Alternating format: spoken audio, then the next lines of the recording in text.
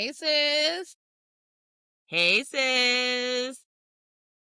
And hey, y'all. Welcome back to Hold Up. Me call my sis. Yeah. I'm your girl, Jamaica, Pogue, affectionately known as Deconstructing Neuro. And I am LaMia Radiant, and that's all I'm known by. Period. Yeah. What's going on with you, big sister? I mean, well, let's start with you. I think we started with me on the last one, so let's start with you. I think you're eager to catch me up on some things. Today was a tickety-tack hot fucking mess, right? So, I've been off all summer. School up here in New Jersey doesn't start until next week, right? So I've been waiting to get my schedule for work. And so my schedule was ready. So I go to the yard and I go get my schedule. I'm more or less pleased. Like, I'm pleased with the hours. Okay. But I got my same high school schedule as last year. And I That was we like, love. I don't like We these love it. We love niggas. all the children, all And of I them. looked at the list of the kids' names, and it's a couple of returning motherfuckers. Well, at least you're I should say, prepared.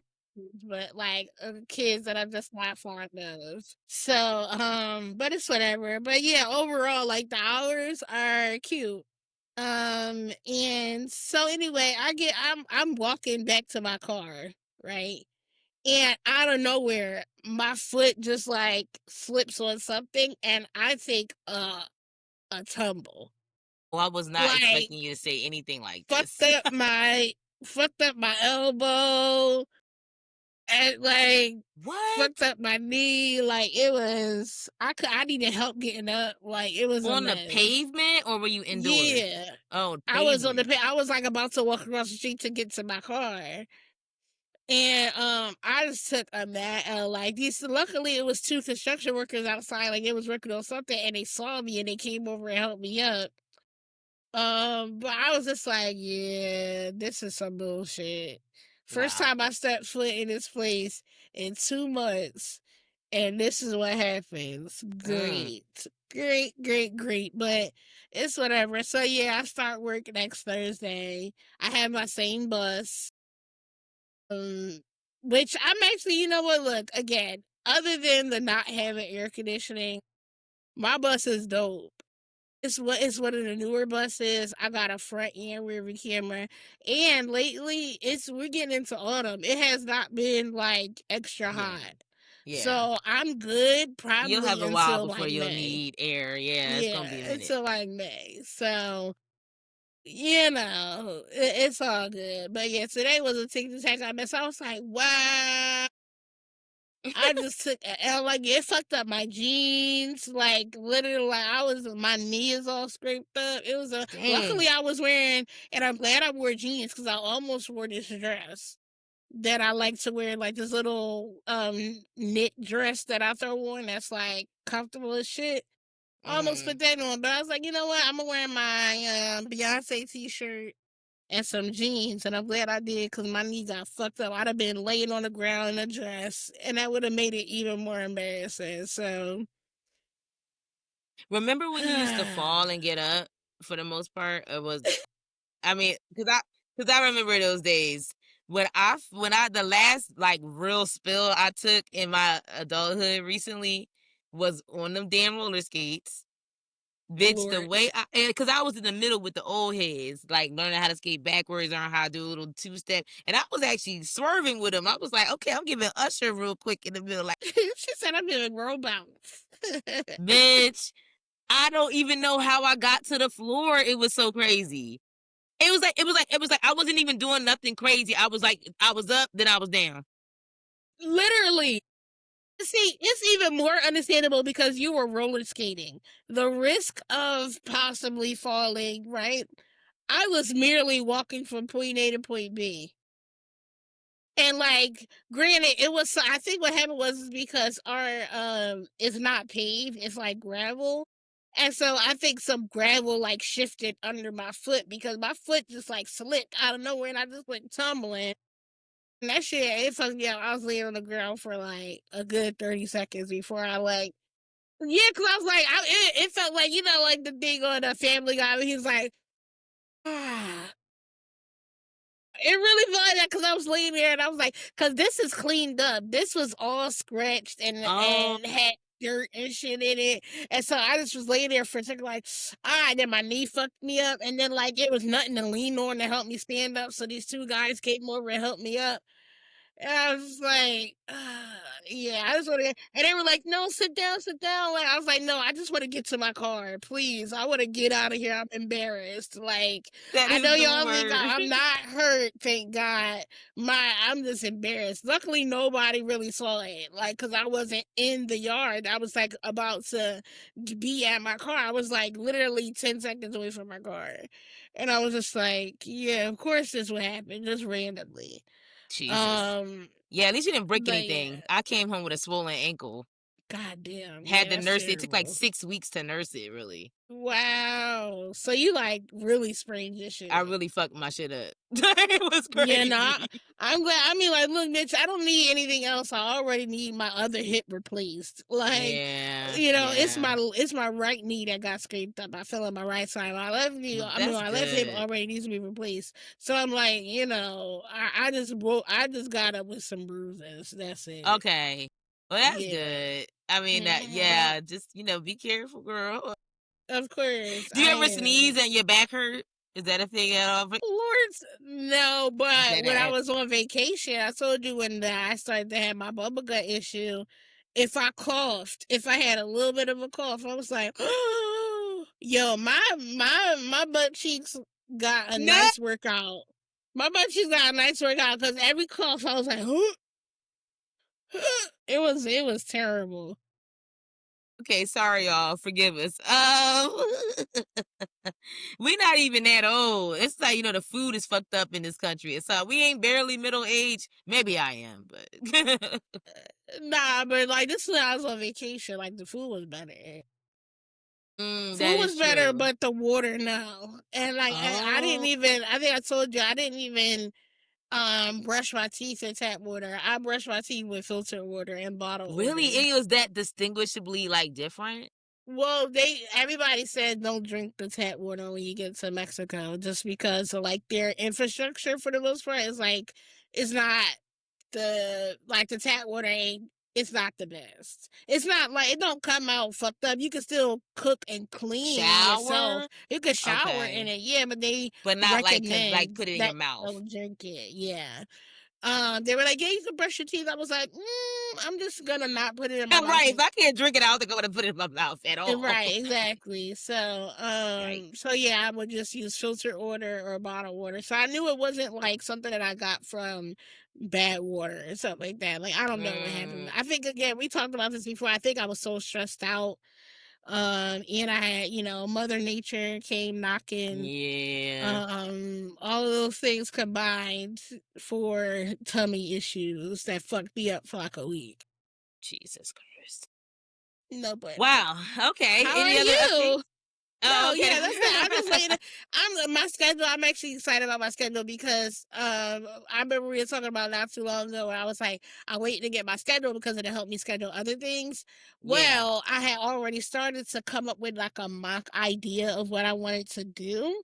Hmm. This schedule works literally perfectly for it. I said Tuesday, Thursday, and Saturday will be my gym days.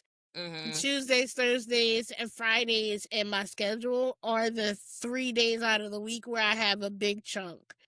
Monday and Wednesday, I work the day straight through. I work like 8.5 hours. So, I was like, yeah, I was already planning on doing Tuesday, Thursday, and Saturday as gym days. So now I know I Mm, can do that. And then, when I start my personal training, I think I'll do Saturdays for personal training sessions.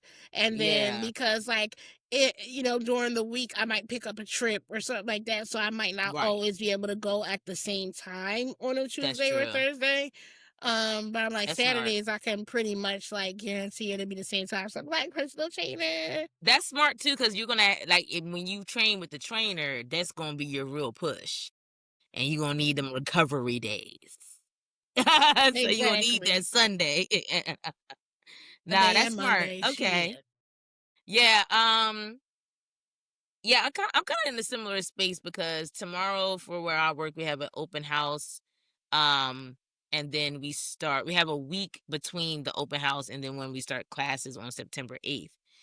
Um, so yeah, like for me, the open house is kind of like the kickoff. Like, all right, you've been doing all this planning, like, that's kind of been the deadline for me to get a lot of certain like preparatory things done. Mhm. Um, and I'm gonna just try to like tie up loose ends in the next week. But generally speaking, like things have been going really, really well. To talk off air specifically, Oh but let's yeah, just yeah. say when the devil tries to come for you, honey, when you belong to the Lord's, I would just let me just let me tell you, sis. What the devil tried to play, what's the saying? When the devil playing for evil, the Lord used for good. Mhm. Cause here's the thing, Mhm. I'm going to do what I need to do. I'm going to execute my purpose, right?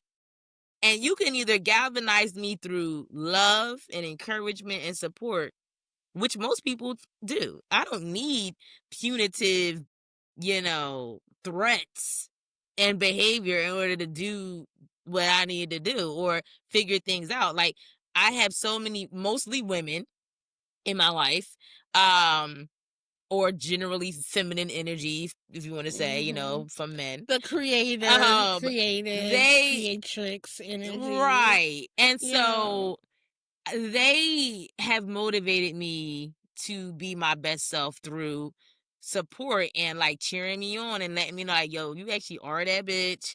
And okay, do you have a question about something? If they give me some criticism, it's in love. Like one of my closest mentors down here, she is a professor at Spelman and she is killing it right now.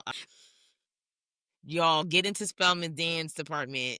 Things are happening with the tech. Not like this Okay. woman is eating, and she's a very close colleague and friend of mine.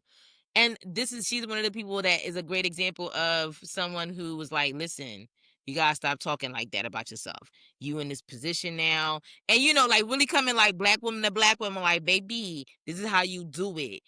But not on Mhm. some like insulting me and belittling me to try to get me to Yeah, like change. it wasn't patronizing. It was literally being a mentor. It wasn't like get on my level. It's like nonsense. Like you can't be Yes. you can, Yes. have Or worse, what I'm actually experiencing, which is a lot of like, saying you're going to be supportive and then blindsiding me.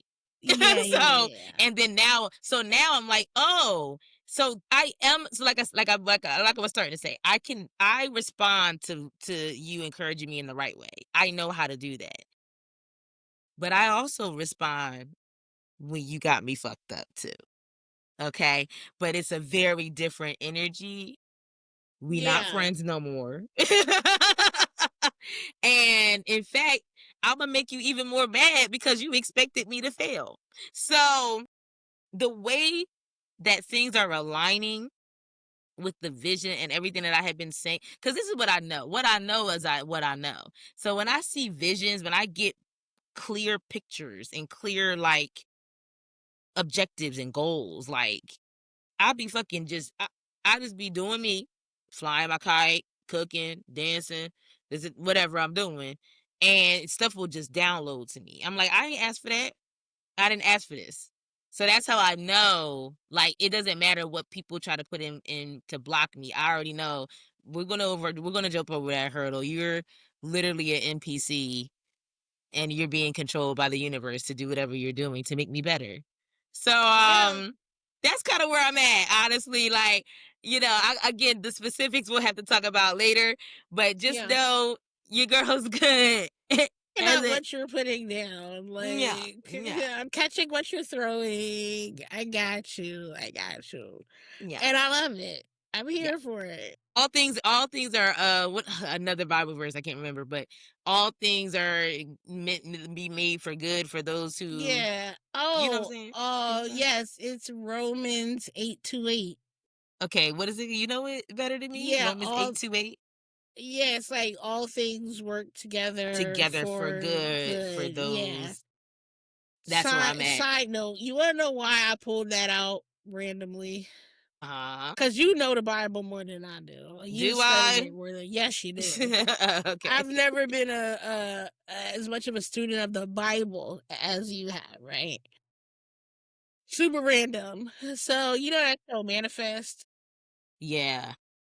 which is funny because it did have a lot of religious stuff in it too. Mm, Yes, yeah. The flight was Flight 828, and like the main character and their mom, her favorite Bible quote was Romans 8:28, and she would always interesting. say, "All things, all things." So that's really the only reason why I know that off the top.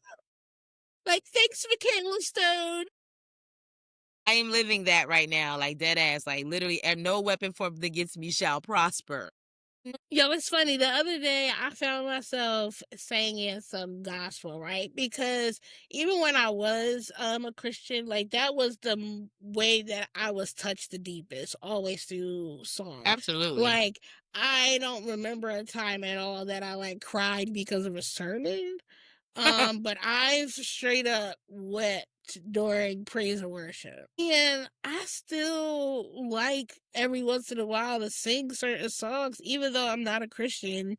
It's something about the power of music, and I forget who it was who pointed out that like the reason why music hits so different when you're at a concert or when you're enjoying it together with a large group is not because of the music itself, it's because of the power that's generated by that shared experience. And I really feel like that's what moved me the most, and I still have that like correlation to gospel music.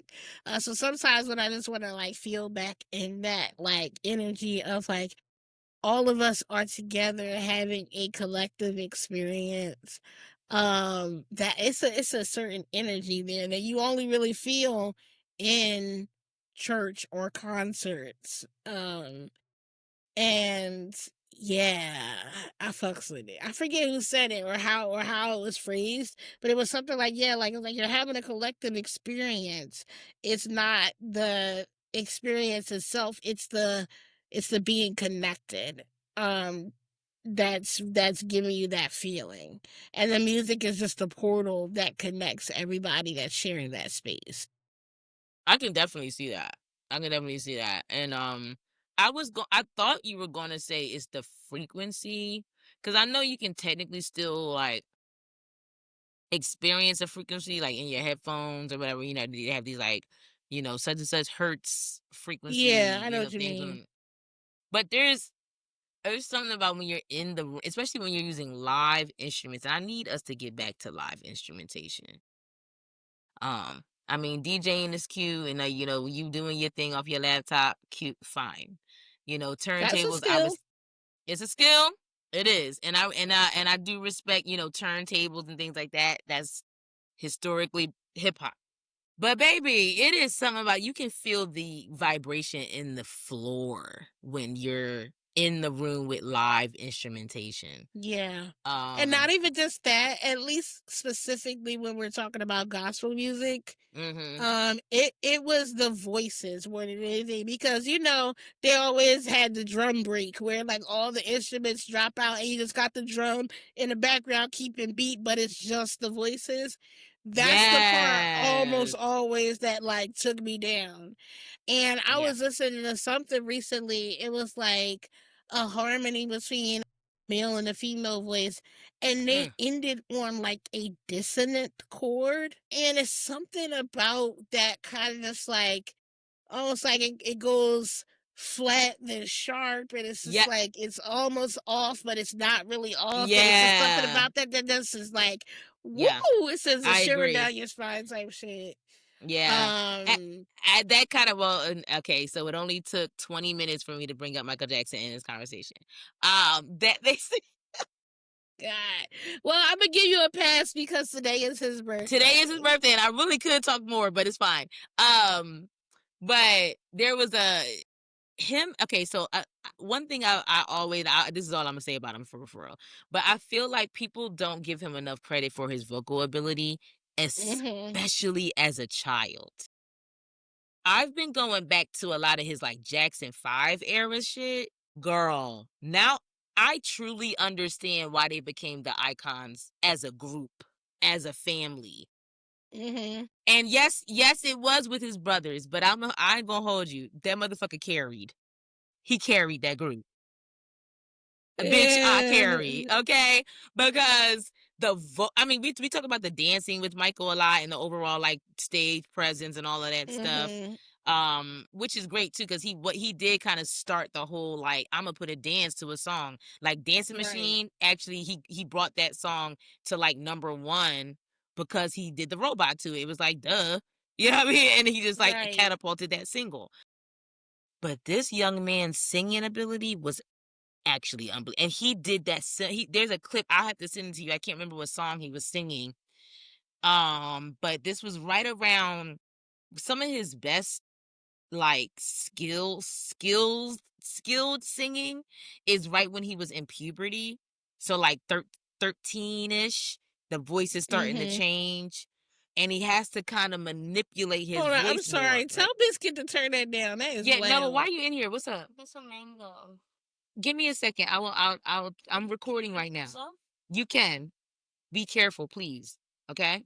Use the cutting board. Wash everything. All right, close that door all the way, please.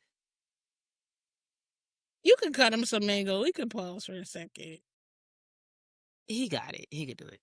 He needs to learn Okay. how to do these things. Okay. Okay, so yeah, some of his most skilled times of singing as a youth is during puberty when his voice was changing, because you see how he had to manipulate the note.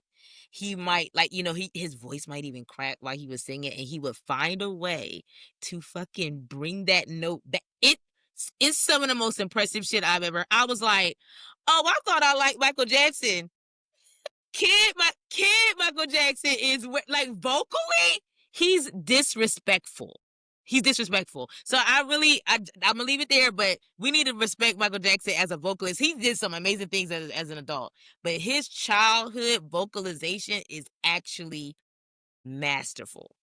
That's all I'm gonna say to that Genuinely point. don't remember how we got there. What were we You were talking talking about about? we were talking about the singing and the vibration, Oh, okay, I'm like, yeah, what? live Live, vocalization yes, and instrumentation yes. and stuff like that. So It's yeah, something about I'm like a dissonant chord, or yeah.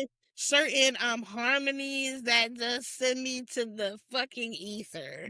Mm. Like, yeah, yeah. Well, I think we got there because I started going off because of how much the Lord is guiding my life right Yes. now. Well, yes, I'm glad we So were yeah, able to quickly get ourselves there, because sometimes we'd be like, I don't even know where the breadcrumbs. Let's just cut it. Let's just cut it. I don't right. know where the Let's just breadcrumbs move are, on. but yeah, but no, I love to hear that, big sister. I'm glad to hear that. And yes, I'm picking up what you putting down. So this week for Watcher and Dancer, it's funny that I say I'm picking up what you're putting down, because that actually like plays into a little bit into like what we're talking about. Because this week for Watcher and Dancer, we want to talk about the reality that most people are ignorant to because they're ignorant. And that statement is gonna make sense in a minute, right? So one of my mutuals, he goes by online social media. His accounts are generic art dad. I'm going to tag him, and I'm gonna leave a link to the video, because I was gonna play the audio, but I'm like, nah, we can just talk about it, and y'all can watch Okay. him, because I was gonna give credit to the original creator. But in a nutshell, the video goes over and explains what reading levels are. And then after, he goes from, a first grade through sixth grade, ninth grade, 12th grade, college. Then he explains what the average American reading level is. And what we learn from that is that the average American cannot read at a ninth grade reading level. And for the longest time, like, I know people have heard this, and I've heard this, and it wasn't until this video, and then that prompted me to dig a little bit deeper into it, that I genuinely understood what that meant when they say, oh, this kid reads at a 8th grade reading level, or this kid reads at a 12th grade reading level. I didn't quite understand, like, what that meant. I just knew that it was like, oh, well, if you're in 8th grade and you read at an 8th grade reading level, you're on task. But if you're older than an 8th grader and you're only reading at an 8th grade level, then you're not up to speed. And vice versa, if you're under an 8th grade level, if you're like in 6th grade and they say you're reading at an 8th grade level, then you're advanced. That's what I knew, right? But I didn't know the particulars of what is considered each grade level, right? So at like a 6th grade reading level, you can follow a story. You can pick out like the main points for the most part, but you might still struggle with like nuance and like holding multiple truths at the same time, multiple perspectives. You're not really able to see motivation, right? Those things don't start to come in until like ninth grade, and then that's not refined until 12th grade and beyond, where you're able to like pick things apart and like understand both the writing style and the context in which the story is told, and hold multiple things true, question things, understand the impact of writing style. Like, all that stuff comes later. It comes like around 12th grade into college. The average American is stuck between a 6th and ninth grade level, and generously I'm saying it's around the 8th grade reading level, because they tend to be like, most average Americans tend to be able to follow a story, follow the main points, and summarize the main points. But they tend to be very literal. They tend to struggle with nuance. They tend to struggle with recognizing manipulation, and whether they believe something is more based on how it makes them feel than whether or not it makes sense. And understanding that really reframes your understanding of how and why so many people nowadays fall for misinformation and disinformation, because they're very black and white. They have a hard time spotting manipulation and propaganda, and they're more inclined to believe things that make them feel a certain way than whether or not it's a logical thing or true. And we Um, see that. We see that. I think our president is an average American. Um, Duh. Maybe even a little below, like, the fuck? Probably. Here's my question. I don't know how much research you've done on this, so maybe I don't know if the audience will do some research with this question. We need to do some after we talk or something, because what confuses me about the statistic of this is, when we say the average American, are we talking about high school graduates, or are most average Americans high school dropouts? Because what makes doesn't make sense to me is that the average American barely has a ninth grade comprehension, and yet we got hella people graduating high school. Or do we? That's because it's because our education system is not set up to teach us how to think critically. Our education system has systemically, over the last, I would say, 100 years, become industrialized, and it literally has been reduced to statistics. Basically, it's like, how many workers can you churn out, how many people are going to enter the workforce as workers, or how many people are going to be imprisoned and become workers that way, with the school to prison pipeline. Like standardized testing, and the fact that a lot of funding is tied to standardized testing scores, but it shows that people who already have resources tend to do better on standardized testing, and then they get the resources, and it becomes a self-feeding loop. And so, yeah, so you have the disenfranchised kids who end up feeding the system by usually going into the school to prison pipeline. And then you have the ones who were set up for success, going in either directly into the workforce or going into debt by going to college. and then pursuing a higher education to go into a vocation that way. But our education system is not set up, especially K through 12, to foster or support or encourage critical thinking. Rather, it conditions you and it primes you to be a cog in the machine. It conditions you to be somewhere at the same time, Monday through Friday, for 8-9 hours, doing what you're told, following orders, so that you can hit these arbitrary benchmarks that don't really test whether or not you understand it, but whether or not you are good at test taking. That just made me think of a really perfect example. In my class in high school, it was always me and one other guy who was like, this one guy, I don't want to say names. Well, I can say names because it's a positive. Um, Johnny, Evie's brother. We was always seen as the two smartest. We was both voted. We were voted most likely to succeed. Both of us. Yeah, exactly. So we was always seen as the two smartest people in the class, right? But Johnny even admitted, he said, I'm not that great at taking tests. Clearly, throughout, you see on my report card, my GPA, he was the valedictorian. Yeah, I think he was our valedictorian. Yeah. Really? Johnny I'm was? pretty sure Oh, Johnny wow. was the valedictorian. Yeah. Mm. Yeah, I think it was him. Pretty sure it was him. Anyway, and so yeah, so his GPA was great. It was through the roof, but I shitted on his SAT score. And he was just he's like, yeah, I'm not really that good at taking tests. And some people aren't good test takers. And that doesn't show how good or how smart you are. But At in all. this system, a lot is it's okay, well, can they learn this specific information and do, it's all It's a test to see. memorization. It's Yeah, it's memorization a rote lot of times. memorization. It's not about critical thinking for the most part. Yeah. And Some so of those yeah, I feel testings like are, though. Some of it is. Like, some of the writing the SAT, I was about to say, with the prompts, some of it. SAT, yes, and that's probably, so the SAT, I did really well. I think for the writing section, I got a 610 for the I forget verbal. what that grading, what that system was, but, It's 800 per section is the highest you can get. that's right. Yeah, yeah, yeah. Yeah.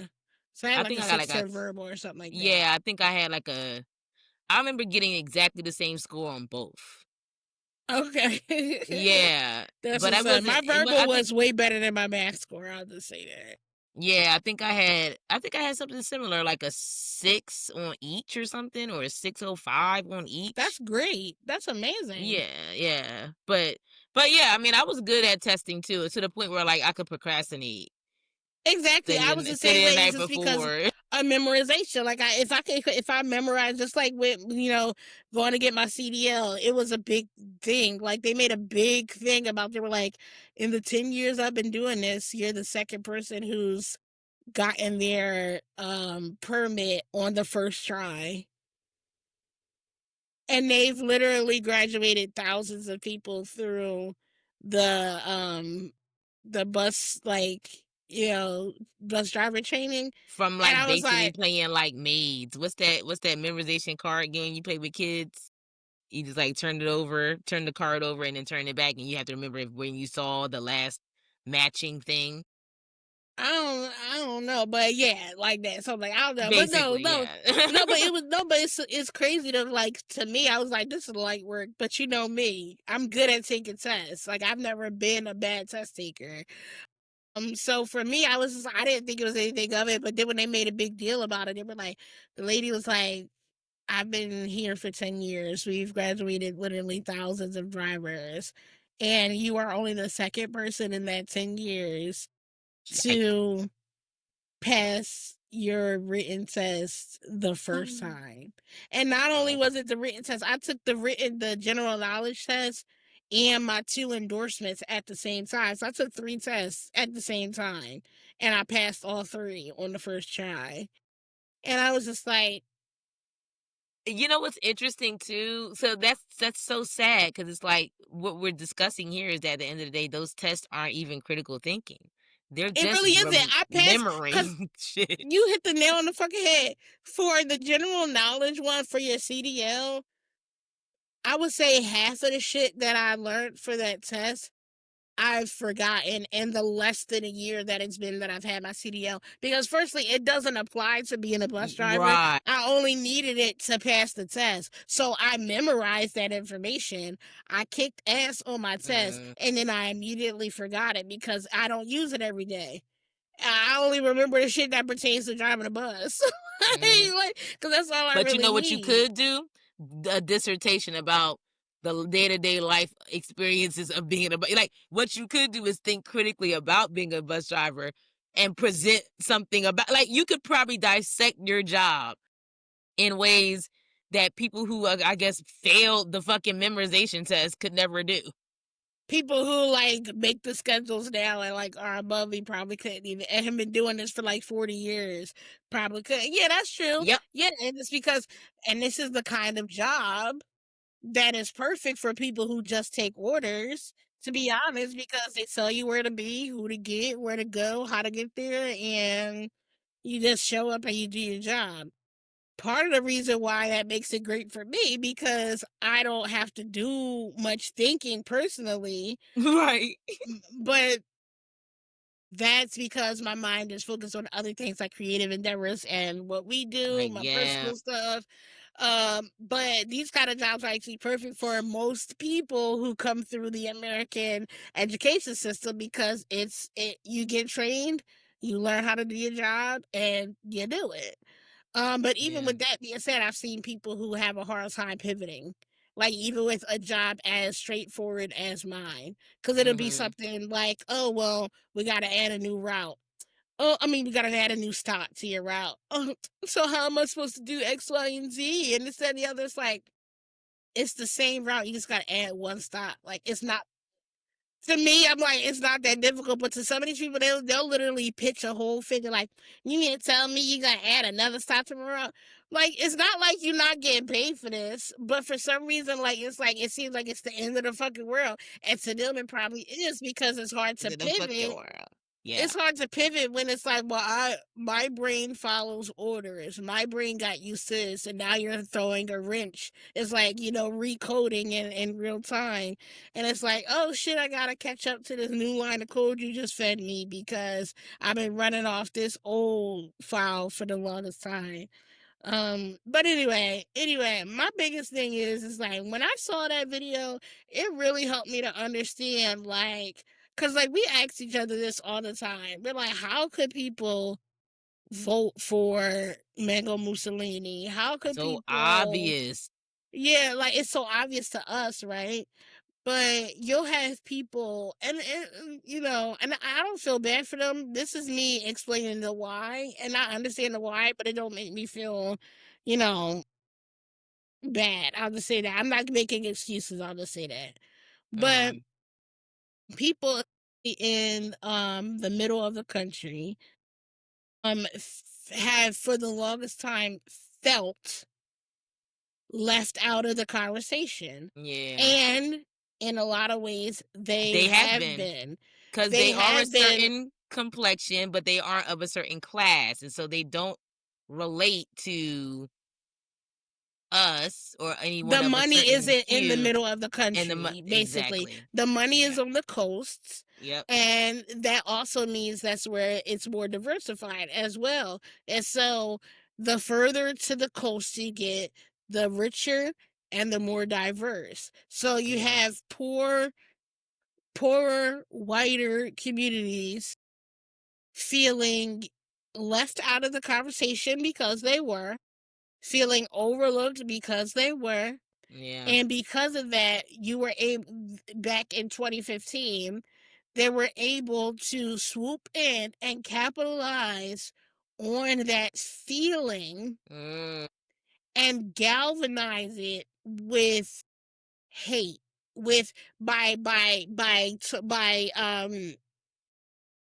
focusing it and channeling it and tunneling it onto this is why you're not getting what you're supposed to get because of these people. Which And some would say is brilliant because the person that did it, it's they're not, not he's a from that puppet. yeah, And he's a but it was puppet, he's not smart. whoever thought to do that, to use this angle, we could Right. say might be brilliant, maybe. They are. They're not dumb. They studied what's going on and they get it. And at the same time, this is why they had to silence Bernie Sanders and voices Mm, like Bernie Sanders, because he was galvanizing that same population, but in a different way. He was using the things that unify us to help people realize that, hey, it doesn't matter what part of the country I'm from. These people on the coast, yeah, it looks like, the grass is always greener on the other side. So if you're living in this rural town where you're 30 minutes from the closest hospital and the only supermarket for an hour is a Walmart, there's no such thing as small business. You're living mm. in a food desert, right? And you think that you see California and New York and Florida, that everything must be good over there because that's where all the money is. That's where all the politicians are making sure they go when they are campaigning and stuff like that, right? So from the outside looking in, it looks like we got it good, and it looks like we don't have these things in common. We're not having the same struggles. Bernie Sanders was highlighting that, but he was getting silenced by the Democrats. At the same time, the Republicans were uplifting Donald Trump. Yes, there were people who were still opposing him in the beginning because they were holding on to a modicum of decorum on the GOP side. But once they saw that his message was resonating with their core demographic, and also resonating with some people who used to vote Democrat because they are poor, and they may have Yeah. been white, but they are poor, and the Democrats for the longest time were seen as the party of black people and poor people, the And working government people, assistance, and essentially, government yeah. assistance, blah, blah, blah, right? So the same people that Bernie was starting to attract from the middle of the country, from Appalachia, from, what they quote unquote call the flyover states, which tells you all you need to know when they call them fucking flyover states. It's like, well, they don't matter. They're in the middle of the country type of shit. He was resonating with them. At the same time, he was doing that, but fighting through opposition from his own party on top of opposition from the other side. This nigga, Mango Mussolini, goes and starts to prove to the GOP that he's actually a viable candidate. And he starts to feed on this feeling of being left out, being left behind, being ignored. And he's like, I'm gonna make America great again. I'm gonna bring us back to a time where politicians knew that the working class was who they needed to lobby to, because without the working class, they wouldn't have who they were, and blah blah blah. And they were able to use that hook to feed on people's feelings and inability to recognize manipulation and propaganda and cognitive dissonance, keeping people in a chokehold and digging their heels in whenever they would come up against facts, straight up facts, that were irrefutable. They were just like, well, no, can't be real, can't, fake news. That's when fake news became a thing. And no longer being able to trust the news. You can't trust the news, and people thinking they're smart for distrusting the news as a whole, which, I mean, the news is a propaganda machine for the most There's some part, truth but to like that. there's some Yeah. truth to it, but like overall just refuting facts outright because you either don't want to or lack the ability to suss them out and think critically about them and see which ones are like hold water or hold weight is a hallmark of the average American's mentality. Now, I'm wondering too if, like, because I was listening to something that was like, if it wasn't for the Electoral College, he definitely would have won that first time. Mm-hmm. But obviously that was instated because of fucking slavery and because certain states wouldn't have had the actual vote, like eligible voting population. Mhm. to balance out the North. So essentially the South, I guess, I'm guessing. Um, Mhm. and so that's where the Electoral College came in, like, to kind of give them a even playing field, I guess. I don't fucking know. It has something to do with the three-fourths of a human thing, whatever it was. Mhm. Um, 3/5. The three three-fifths of a fifths human, compromise. the three-fifths compromise. So the Electoral College itself is steeped in slavery and racism, but I wonder, do those particular states have more electoral votes? Because they're clearly not as densely populated, but he won the Electoral College that year. Right. I don't even want to get all the way into it. I It remember might be at a little one point. technical. It is very technical. Like, I'm trying to nutshell it. So, like, the Yeah. Electoral College, these are not elected officials. The Mhm. people who vote in the Electoral College, it's not like we get to vote. It's like, I forget how people become a member of the Electoral College, but um a lot of the times, like, they'll pledge their vote ahead of time. And then, yeah, it's like, yeah, that, like, so you'll, like, a candidate will know ahead of time. They're like, I pretty much know I'm gonna have this many electoral votes. The way So what's it's the point supposed to of us go voting as a is, population then, if I that is going to know, trump everything? I Why? know exactly, because it really does. It's like that's why it's not really a democracy, because the Mm, electoral college the electoral college has decided, like, I want to say, in the last 25 years, the Electoral College, that's why Bush won his mhm. first time. And that's why this motherfucker won in 2016, was the Electoral College. And a lot of people say that's why he won in 2024, was the Electoral College, There's because the there's some popular vote, results coming back that people are like, these numbers aren't quite. It's the math interesting. I ain't wonder if it's matching. been mostly Republicans who've won off the Electoral College. That would be very Yeah, it curious. has. Oh, yeah, it has. Obama won the popular vote and the Electoral And the College. Electoral College, Yeah, right? because Hillary won the popular vote. She Yeah, didn't win the Electoral College. what about This is, Clinton? and that's not like, What about I'm not going back not into the not Hillary? 90s. Oh, okay, okay, okay. Yeah, yeah, yeah. I'm talking about, like, the Mm, last 25 years. okay. But yeah, only Republicans. Mm, says a lot. And that just lets you know that we don't have a true democracy, because the voice of the people doesn't choose who the president is going to be. It's Yep. the fucking Electoral College, Steeped which can be in corrupted, racism. which can be bought, because it's not it's not, something that we get to decide.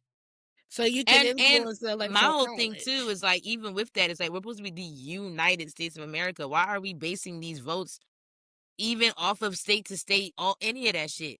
You Everybody voted. If you got the most votes, you won. Period. It should be that simple. Fuck a It like, is, well, this yeah. state got more people in it, and who gives a fuck? If That you the population should only play in when it comes to our representation in, like, the legislature, which it does. So it's like, mm, states with a bigger population have more representatives in the House, okay, then, yeah, that makes because sense. of based off of population, for legislation. But you're right, when it comes to the executive branch, when it comes to voting in the president, it's literally a 1-to-1. One vote, one person, one vote. That's it. It don't need Period. to be based off of population and the fucking electoral college and all that bullshit. That literally, like, literally, Republicans would not have won. I wish I would have looked this up, but I know I've seen something that said something like Republicans wouldn't have won, like, in the last 60 years or something like I that, if it believe it. That's wasn't why I for brought the it up. I was electoral like, something tells college. me. Something tells me. The electoral college benefits Republicans. Yeah, Yeah, absolutely. But anyway, yeah, so yeah, this is how you get people who continuously vote against their own interests, because exactly. they play on how people feel. They play on a particular fear, a particular anxiety, a particular pain point. They lift you up with all this, like, false, patriotism, make America Yep. great again, we're gonna do X, Y, Mm, and Z.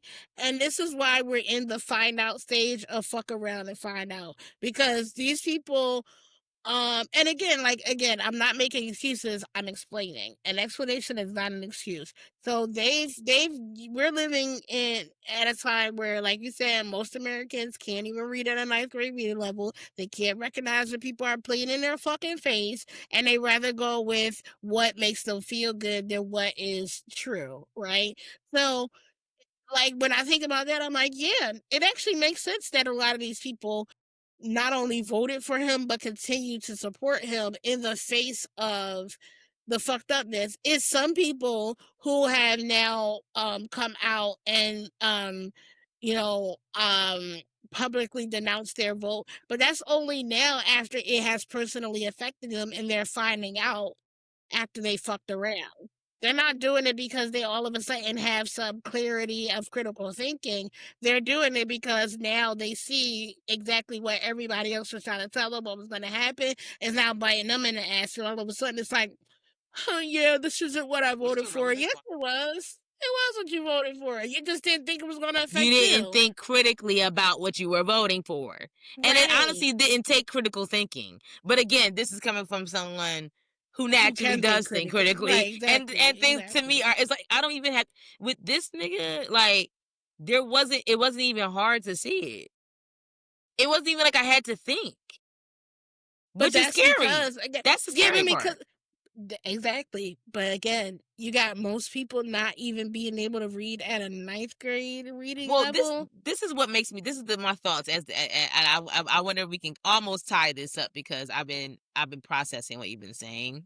Hmm. There's two thoughts that come to mind. One is like, because I think a lot of times when we hear these statistics, we go immediately a bit to the rural areas and the flyover states and the country bumpkin is farmers or whatever kind of idea. However, I do wonder how much of this sixth to eighth or ninth grade reading level still translates into very successful people.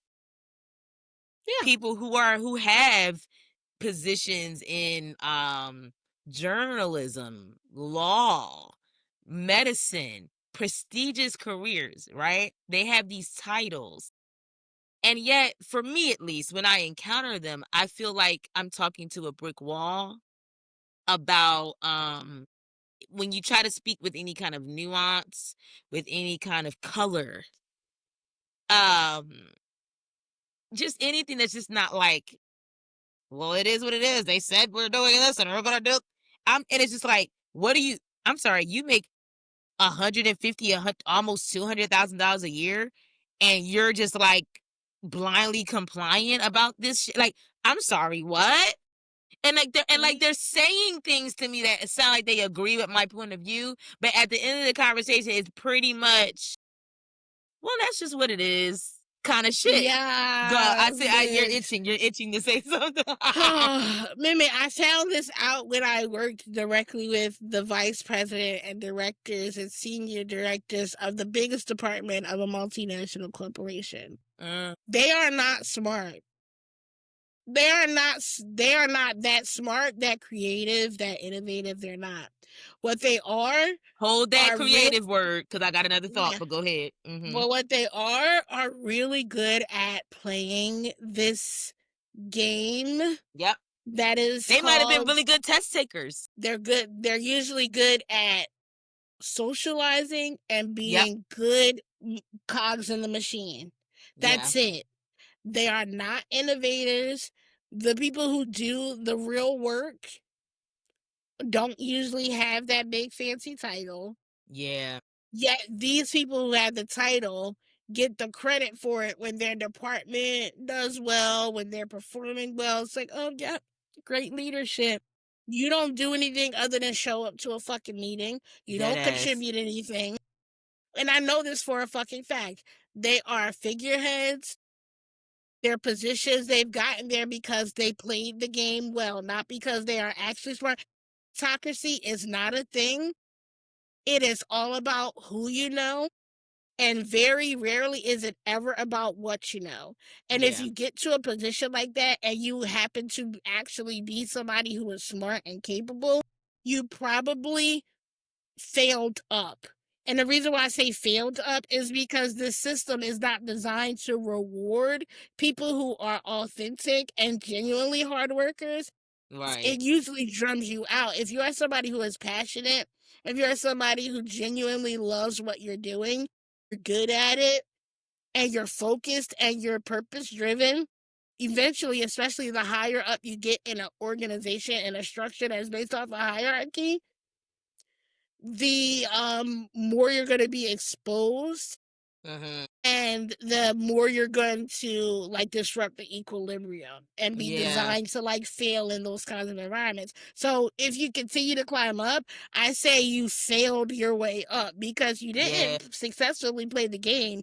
You failed at playing the game, but you were just so good that you couldn't help but be promoted. And that's what I did. I That failed my part. way to the top. I failed my way to the top because all I did was I came in and I did what I was supposed to do, and I did it better than damn near everybody. I was Mm-hmm. more productive, more Undeniable. efficient. It was Undeniable. undeniable. And on top of that, um I was somebody who didn't rub people the wrong way for the most part. Like there were Mm-hmm. some people who didn't like me because they thought I was fake, but I was never a mean person or like Yeah. I didn't have a reputation as being like a bitch or anything like that. So that on top being decently liked on top of being undeniably talented and hungry, I sailed upward.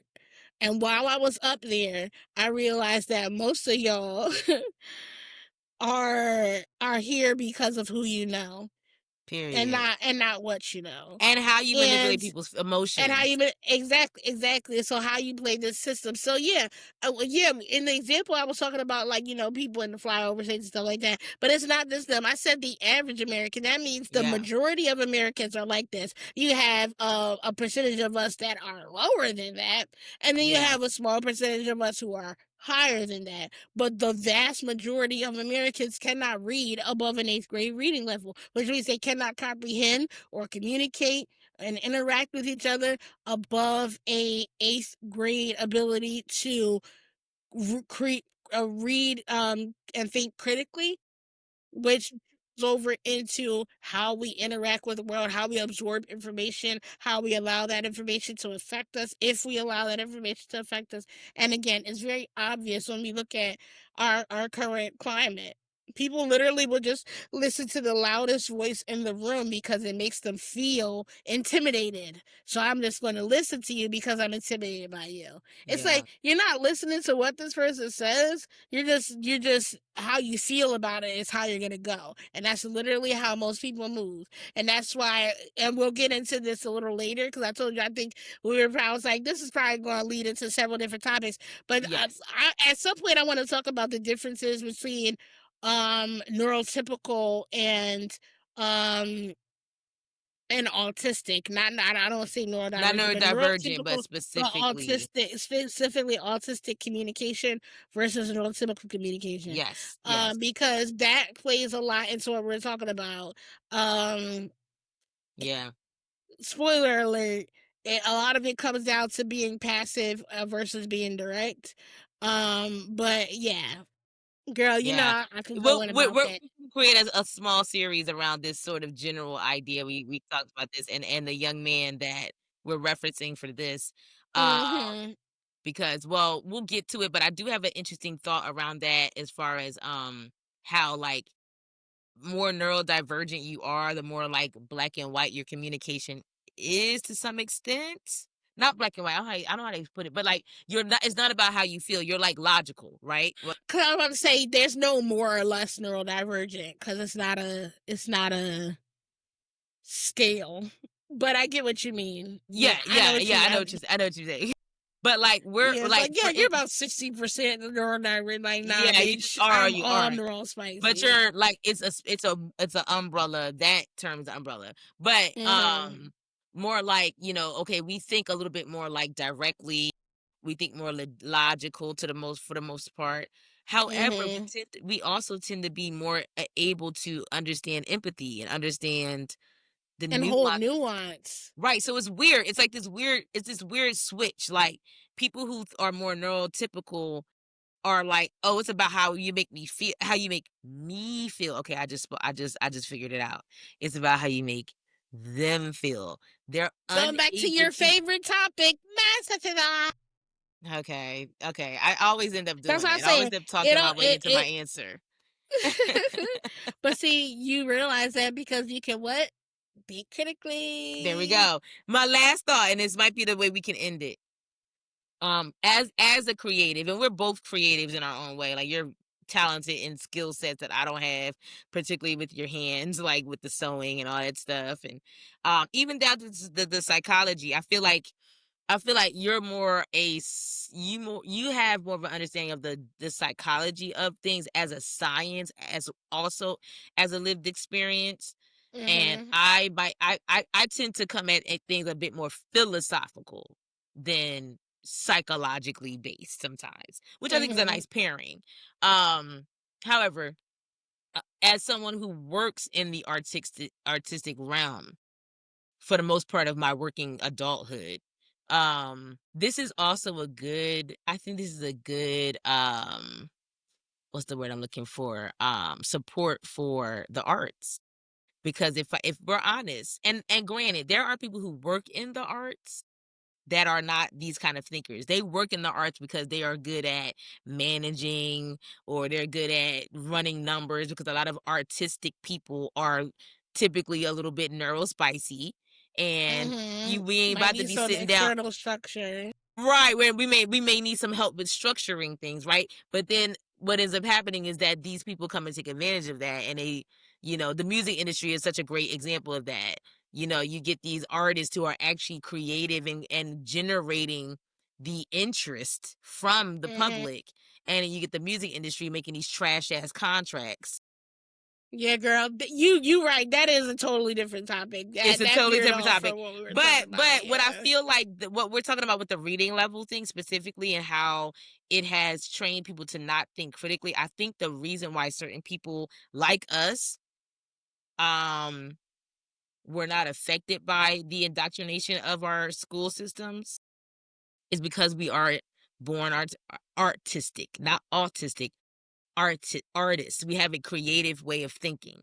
I think that creativity, being able to be a visual artist, a performance artist, a writer, like when you are someone who's a writer, you already are naturally inclined to see nuance. You're naturally, like, these are the people that frame, when you think about the poets and like the literature that we're like almost mandated to read in school, these are critical thinkers. You know what I mean? Like, Yeah. you think, even when I think about a lot of like filmmakers, and I mean, I'm a dancer, and I can even speak to how dance has influenced more than just dance. Like, a lot of dancers end up being directors, end up being poets, end up being actors, or like, a lot of people who go into, who are more well known for other things, started as dancers. A lot of times it's very interesting to find out someone started as a dancer. It's crazy. Like, a lot of Mhm. dancers end up being anthropologists, psychologists. It's crazy. So but it makes sense to me, because I'm like, as a dancer, it's a holistic art form, because Right. you're using your mind, you're using your body, you're using your heart, you're using all of the elements that make us human and But distinctly different. it takes a different kind of brain to create, because when you create, you are doing something. Usually, like if you're creating something, you're usually doing something that has never been done before. Exactly. Whether it may be inspired by something else, it may be in the style of something else, but if you You're able are to the interpret. originator of something, yeah, if you are the originator of something, you created it, it came from you, then you're creating something that has never been done before. And to be able to have that capacity to do that does take a different kind of wiring. And that's why, and you brought this up earlier, why most we see that a lot of artists and creatives are some kind of neurodivergent, because our brains are already wired in a different way. Like, very, Exactly. like, I can't think of anybody who is a true artist who isn't some kind of neurospicy. I'm not talking about somebody who's famous. I'm talking about an Mhm. artist. You Yeah. can be famous for singing and not be an artist. You can be Right. famous for acting and not be an Yeah, artist. I'm you talking about know the how to people who follow a fucking script. love their craft, live their craft. Mhm. And you brought up Michael. Here I go, bringing up my current crush, Sir David Corn Sweat. That man is a theater boy. He Mm. has lived, like, he is somebody who has lived and breathed and done this, Yeah. and like knows his craft and is an actor. He's whereas oh yeah, it's so funny. And then this, just because we're on this topic, I saw a video. It was like, because I told you I've been into video essays recently on YouTube, Mhm. and they were talking about how, like, Hollywood has gotten to a point where, like, they're no longer really casting for roles as opposed to casting for personalities, because there are certain stars who literally just play themselves in like every role, and they get Yeah. casted to play themselves Right. in that role. And they were talking about, like, how The Rock, he's basically The Rock in every That's role. very And true. yeah, and so there's a difference. And he's one of the highest paid actors in Hollywood. They do that because it's comfortable, because they know that they're gonna Mhm. get this particular kind of Going performance out back of to him. how even And his artistry can become non-critical thinking. exactly, exactly, when it's left in the hands of people who aren't creative. And girl, look, we about to go off on a whole tangent, because I was about to get into uh, James Gunn and why him taking over the DCU is different than Kevin Feige in the MCU, because Kevin Feige is a producer. He's never actually made a movie.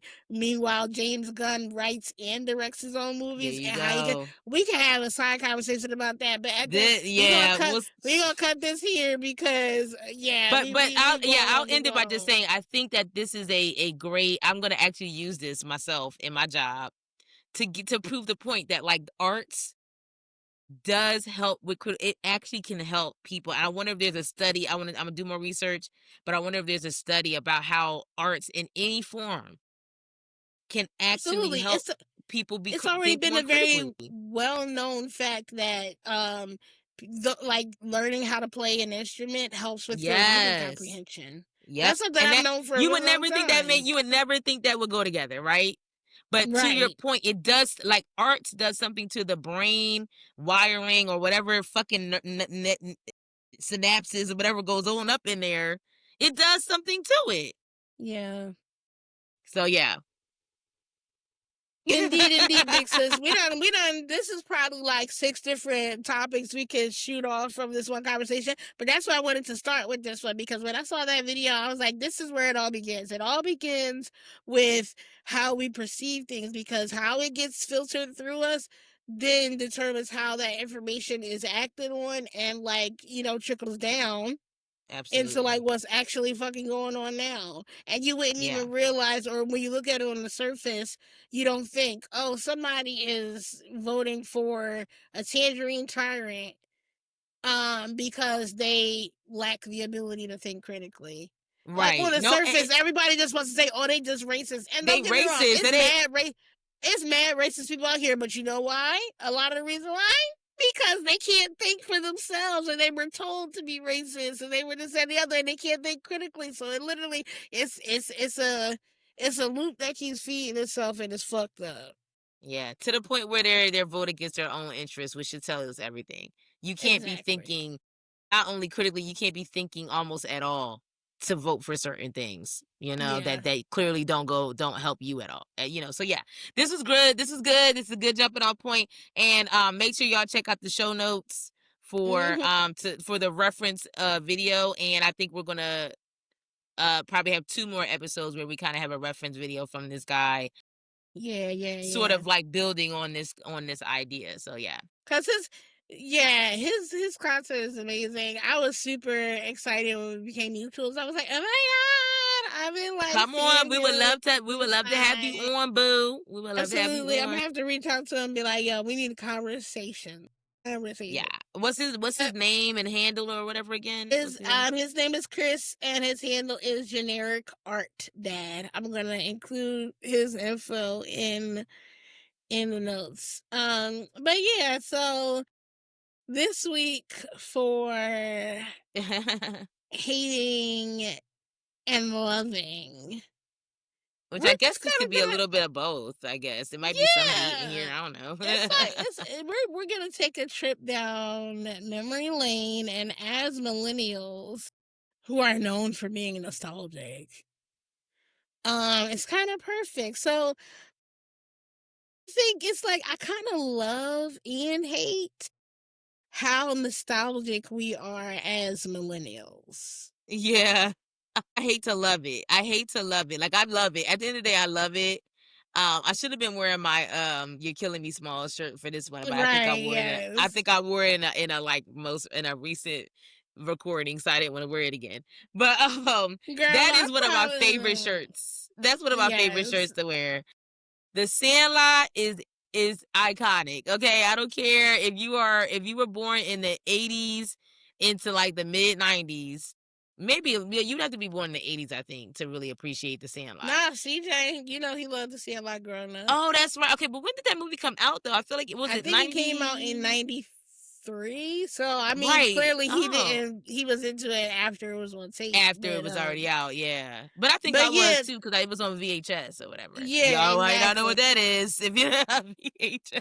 These kids nowadays. But no, like it's kinda like it's like the reason why it's a loving and hating thing is like I love it, but then when I think about why I'm nostalgic, I hate it, right?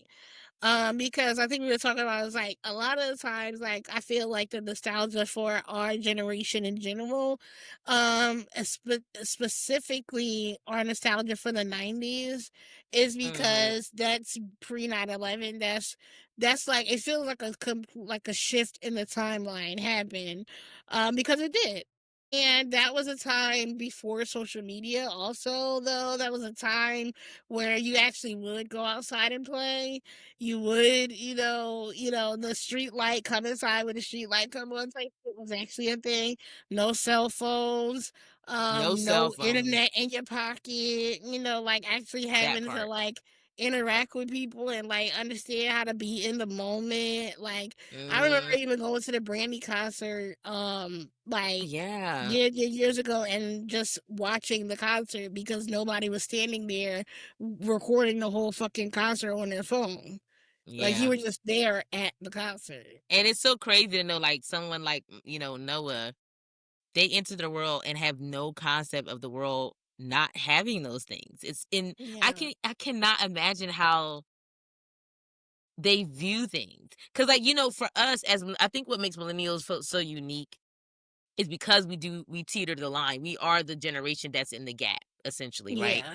Yeah. Yes, we weren't around like in horse and buggies, but we can Niggas be trying to talk about something, oh, you from the 1900s. Fuck you, little niggas. Tell me something, you from the 1900s. facts. But to their point, if you were born after 2001, it's like the world was you have literally no concept. So for Mm-hmm. us, we can look back at like, even the 1800s and be like, okay, we didn't live then, but we can kind of see how it worked. Cause I had to follow a MapQuest direction. I had to follow a map, an actual Yeah. directions map, That was printed out. or That didn't that was recalculate when I printed took a out. wrong turn. Now what we probably can't relate to is like pre-print and press. You know what I mean? Like anything before anything Oh shit. anything before, you could print something on a sheet of paper, that's unrelatable to us. Like we can't go back that far. But Right. for the most part, we are the generation that understood how the world functioned pre-internet, essentially. Right. Right? Pre-technology boom. Boom. Because to your point, we really say like, if we look at all of the 20th century, so 1900 to 1999, Mm. there were huge innovations when it comes to technology, but it wasn't readily accessible and at home. right? Right. To So, everybody, yeah, yeah. technology was a thing, but everybody didn't have a cell phone. Everybody didn't even have a computer or the internet. That was a big thing to get a computer and to get internet in your house. Um, Absolutely. everybody didn't even have cable. Shit, like so it's like those Niggas was things. like stealing internet cable. They was stealing Yeah, cable, still in y'all. cable. That's If you can crazy. That believe was a it. All the thing. Netflix and streaming you got on your phone, we used to That have to steal they that kind of stuff. still do now. Like you think a lot of people be having these motherfuckers, but anyway, that's off topic. But yeah, so it's like, so it's all throughout that thing, yeah, like there was not technology wasn't so readily accessible to every person that it was like, yeah, I know what a computer is. Do I have one? No. Do I have easy access to one? No, but I'm aware of what it is. Yeah. And so that's why it wasn't as big of a technology gap, I would say, between us and even generations before us. Yes, there's more TV. Yes, Yeah. there's better telephone, but the telephone was around in the early 1900s. Radio was around in the early 1900s, and TV came not too long after that, right? Right. What Right. happened after 9/11, once we jumped into the new millennium, It was like acceleration. technology, it accelerated to the point where like it became so accessible that literally everybody walks around with a computer in their pocket, with a computer with access to the world's information in their fucking Mm-hmm. pocket. And so Insane. I remember having encyclopedias. I remember having to go to the library and look something up in a book. I remember learning about the Dewey Decimal System so I understood how books were categorized in a fucking library. I knew how to Exactly. read a Rolodex. This shit, it sounds like I'm speaking Latin to a skibbity toilet nigga. If a skibbity toilet nigga was listening to this, they were like, what is a what is a what is a Listen, sis, Rolodex? Who's Dewey I had the Decimal? kids write their names on this costume that they have to wear tomorrow for this show. I'm going through looking at the names, and I saw this one name. I said, "Who the fuck is this?" It's it was supposed to be cursive. She said the girl said her name, and I was like, is this your cursive?" I, lit, yo, yo, it is bad. It is, yeah. That's where we are. That's where we are, y'all. I could not read that bitch name. It was so crazy. That's terrible. It was crazy. So yeah, like and I feel like we our generation is going to be imperative for where things are going because we are going to be the ones that can bring people back to this like tangible record keeping. Because what's about to happen, I know this is not quite what we were trying to do with this subject, but I know we tend to go we'll get low. to the fun part. We'll get to the fun part in a second, y'all. But I feel like as things get more technological, they also become more easily manipulatable by those who would Yeah. like to, because in the hands of those people they can change whatever. Think about AI. Everything becomes AI generated, and now it's like, but they can manipulate that algorithm. They can manipulate how that AI system, what information is fused back to people, Mm-hmm. and And girl, we yeah, are kind of standing in the I'm gap, about to pivot because I can feel that going off on a different tip. But yeah. to leap off of that point though, yeah, I do think we stand in the gap because, like you said, like we clearly remember the time before the easily accessible technology, but as millennials, we were still young enough when this technology said, "What? Remember the time? Oh, bitch." You walked into that one, girl. But go ahead, yeah, walk into that one. But yeah, But you're right. no, Yeah, like for real, like yeah, but we were also still young enough to fully understand and integrate with the boom of technology. So it's like we have a full understanding about what's going on now, but we're holding on to what was before because I just feel like it was a lot purer. Like even agreed. when I think about like entertainment, like I've gone back and looked at like Sister Sister and like stuff like Really, you like that shit? yeah, I didn't watch all of it. I just like when I saw it was on Oh, Hulu. I think I like binged like 8 or 9 episodes. It was just I used to love Sister Sister when we were growing up. Yeah, Okay, but well, like I hadn't since we're watched getting it. there, let's talk about the shows we like. Let's start there. Let's jump into the fun part. Okay, yes, exactly. So when I think about nostalgia, like obviously when I think about nostalgia, I always go back to the 90s, which is funny because the early 2000s, fashion-wise, are making a comeback because, fashions are on like a 20-year cycle. That's true. But for some reason, millennials, whenever we think of last decade or when we be like, oh, last decade, the 90s, right? We still think 90s We for still sure. think the It's 90s crazy. for real, like for real, exactly. But yeah, I feel like we're nostalgic for that time. We're not nostalgic for post 9/11. But I think about like, We are yeah, older. We are older millennials, by the way, too. in the middle. Yeah, because millennials start in 81. You said millennials start in 81. I think it's 81 to 96 or something like I'm that, or looking it up right now. 95. Hold on. 81 to 96, yeah. So Exactly. yeah. You ain't that much. You are up in the I'm olders, baby. right in the middle. 88. You in the middle, I guess. Exactly, bitch. Don't try it. Anyway. Because that's 15 years. Yeah, you're right. You are right in the middle. That's true. Literally, because I was in the middle I'm a of 88. geriatric millennial, yes. Oh my God. Yeah, I think that's why we go back to the 90s. But yo, I think about like primetime TV. You want to talk about Nick at TGIF? Night? Oh, TGIF. The Simon TGIF. Because like Family Matters was like a part of that. And the funny thing about Family Matters is that show actually was garbage outside of Steve Urkel. Jaleel White changed that made the show, which is why it went from being about the family to being about him. Yep. Like it stopped being big sad energy. By the way, firstly, Judy went upstairs and disappeared. Never came back. Somebody find Judy, y'all.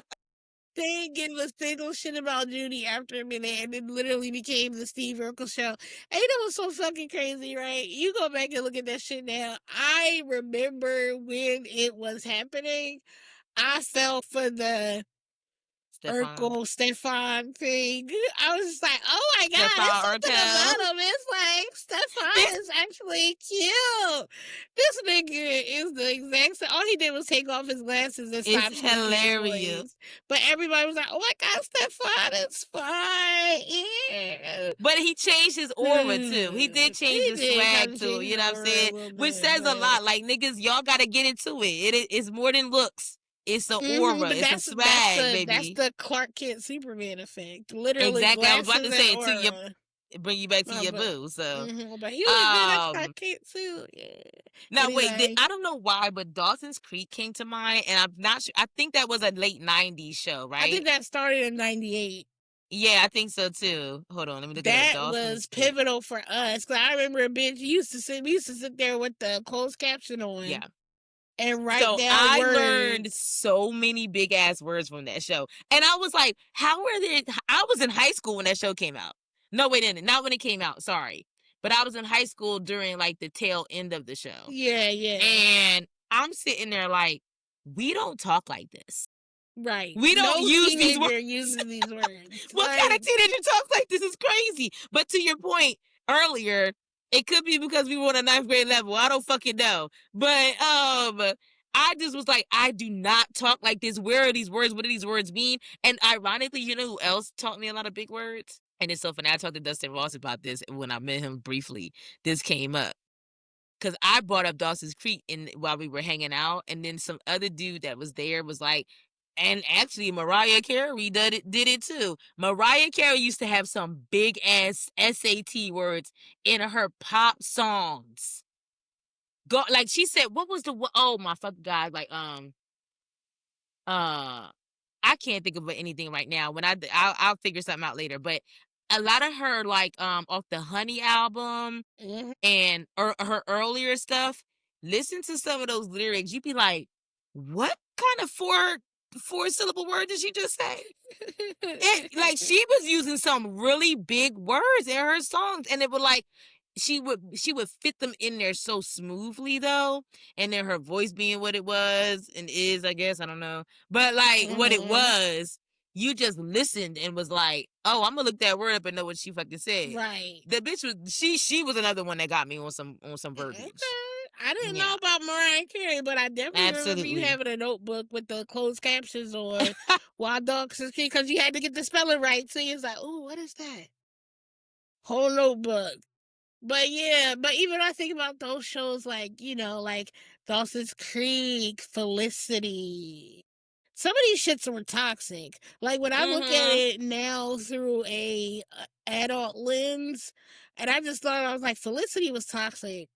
That bitch like basically stalked Ben and like moved across the country and went to this school because of some nigga that didn't even And know they she normalized the existed. fuck out of that. That's And made it insane. seem like it was like part of a love story or not. And then um motherfucking in Dawson's Creek Pacey fucking his teacher. Oh yeah, it did happen. Yeah, That did happen, that yeah. did happen. Or just some of the shit was like The thing real what we're problematic. realizing, like even Friends and the Ross and Rachel saga, garbage. I Mm. would never encourage anybody to stay with a person like that. Never. Ross, oh my god, again, video essays. There's like a video essay. There's this one channel that I followed for a while, that does video essays called The Tape. And I'm pretty sure they did a video about him. If it wasn't The Take, it was some other channel, but when I find it, I'm gonna send it to you. But they were basically like talking about like the nice guy trope, and they use Ross and then also Ted from How I Met Your Mother as like examples of how these guys have like main character syndrome. They think they're like, they think they deserve the girl that they are pining after and all that stuff. It's a mess, but Yep. you see, but yeah, going back and you look at some of these things like through a more like healed and culturally competent lens, you'd be like, actually, that Cringy. was a bit Some fucked people have up. something to say about Martin, that he was very misogynistic too. But Yeah, I he almost was. I almost don't give a fuck because the shit was comical. I think the show almost made fun of the fact that he was misogynistic. If you really Yeah, look at it was like the show was comical because we were like, this nigga is so dumb. Like, trash. Like, yeah. So there was like like Gina there is was clearly too good for him. exactly. Like, I think everybody watched that show knowing that. And but to that point, oh, I'm about to let me to that point, I come across a lot of women that I think are a Gina in their relationship. yeah, cause Absolutely. and Especially we're black not women. gonna go in this, but we've talked about the pick me's, The pick me's is crazy. the Cause pick Gina had no me's, business with that man. She had no business with that man. right? But maybe there's something but I say that because to say we say, oh, she on the surface she had no business being with him. But if you dig deep down inside of her, it's a reason why she was with him. Right. There's something deeply she did not respect herself enough to do better. So therefore this was the right person for her. And I mean at the end of the Exactly. day, their relationship was cute. He did love her. You know, the best like I would say he wasn't like they didn't depict their relationship as if he was like abusive verbally or anything really like that. Yeah, it was kind of just, especially for the time, par Huh? for the course, weaponized incompetence and misogyny. Yeah, and that's something that I am glad to not have be like a thing, that we're not just like, oh yeah, guys are just going to be this and the women are just going to do this, at least not in media. They're trying to do a concerted effort to like be more progressive in that regard. But Yeah. yeah, there was a lot of like open misogyny, open homophobia in Oh 90s yeah. media that Even like though if he you go dressed back up and look. like a woman several times Right, I'm not in talking that. about this Martin. I'm Oh, talking about in oh, general. Yeah, yeah. like no, cause like yeah, of course, Shanae and his mom. Those was Yeah. two like characters that he played all the time. Yeah, I'm And not he talking about killed Martin it. in general. Exactly, Yeah. like Shanae, like you gotta go to work on my hours free. That's a classic one. Even playing his Um, mom. I mean, honestly, Martin to me is underrated. you like my mama biscuits. Com You like my mama biscuits. He's underrated in the like comedy world in general, but even in the black comedy space, you get a lot of the like Richard Pryor was my idol, and the Eddie Murphys. But like I feel like we forget about Martin. Like maybe his stand-up was a little bit mid, even though he has some moments in his early stand-up that's like, Yes. I love the rain. crazy, the rain. It's like his early stand-up is good. And a lot of people bring up how he was really good at hosting Def Comedy Jam.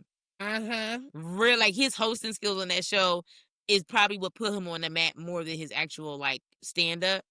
Mhm. But Martin to me is iconic. Like, there's this famous interview of Kendrick Lamar with some white chick early in his career where he brings up Martin. Like, it inspired something, or she asked him something, and he was like, yeah, watching Martin made me think of da da da da.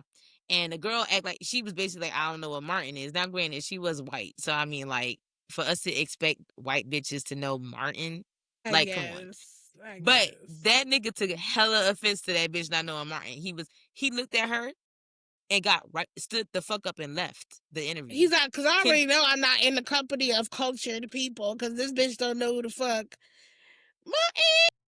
Right. It's one thing for you not to know.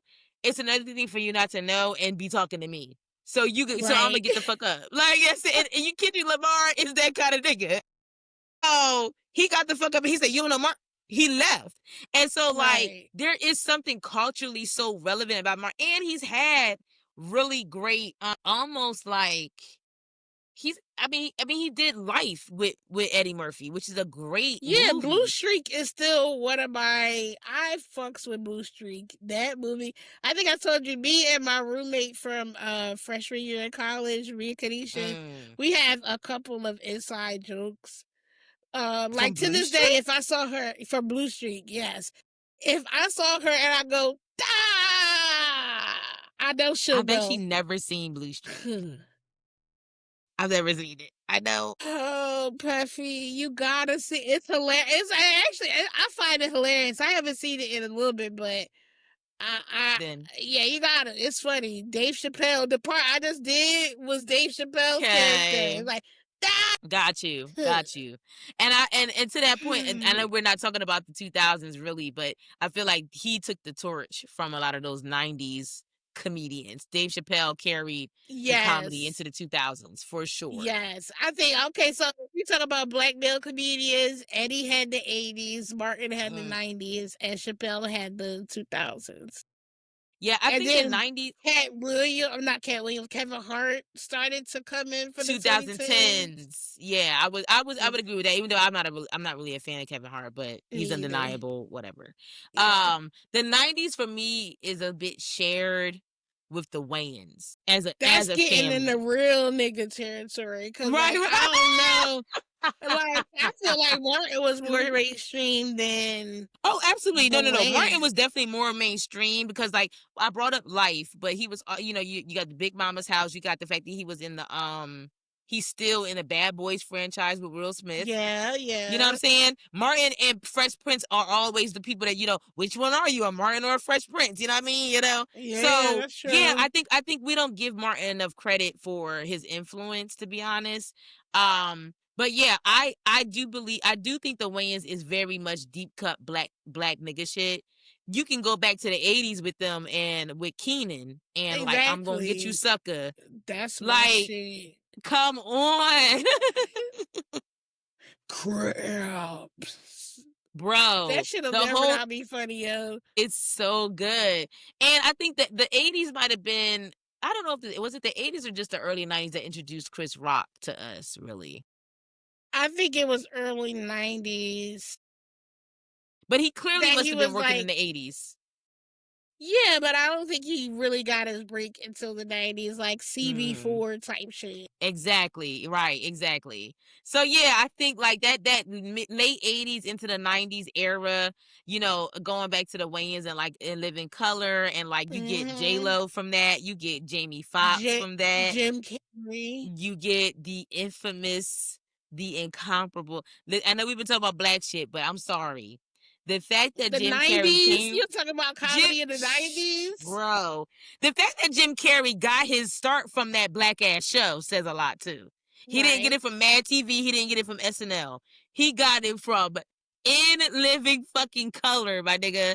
So like, And just seeing where his trajectory has gone, not just his career, but his like who he is a human being, how he's almost like a person you go to hear like wisdom and like Yeah. insight from. It's so interesting to see that how he's gotten there. But I think that's because that's who he always was. His comedy stemmed from that foundation, and you're seeing it now. And yeah, like Jim Carrey, to me, I still watch Liar Liar. Like I get the itch to watch that movie maybe every 4 to 6 months. I'm just like, I gotta watch it. Really? I bought it on YouTube. Like, it's, you know how you could buy films or whatever. It's Yeah. on my YouTube to just watch whenever I want. That and The Mask. I Wow. have Well, to yeah, watch it. I the have to. mask is, It's and then great. they call me Cuban Pete. The Period. people. Period. It's so good. It's so good. Yeah. But yeah, like, I mean, he has such great films. Like, yeah, Truman Show you Cable brought Guy. up. Cable. Man, I might buy Cable How Guy did you because I forget forgot Cable how good Guy? that shit. That shit had me rolling. You know, all I thought about was Cable Guy when I went to medieval times. This is like Oh 10 my years ago. God, I actually went to yes. medieval times. Such a good movie. Bruh. I think about Jefferson Airplane because of that movie. That song that he sings, oh God, what's the song? I'm having Don't a you brain fart. want somebody to love? That's Jefferson Airplane. Yes. And there's like an interesting story with that band. They like played at Woodstock, but something happened with either the lead singer. It's like a weird mystery with that band.